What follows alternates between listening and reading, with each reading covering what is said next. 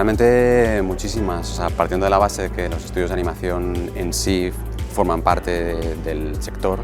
pues digamos que hay muchísimas opciones, bueno, tanto desde cine, formando parte de, bueno, pues de cabeceras, títulos de crédito, en publicidad, siempre hay un montón de servicios que se pueden hacer, desde proyectos íntegros hasta pequeñas campañas, trabajo en redes, marketing digital, motion graphics, digamos que es o sea, es muy amplio todas las oportunidades para la animación. Pues realmente son muchísimos también, porque pueden ir desde carpintería y construcción de decorados hasta, bueno, hasta transporte, catering,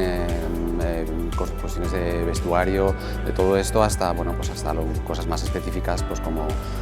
sonido, fotografía, empresas de iluminación, empresas de transporte. O sea, realmente hay un montón de pequeños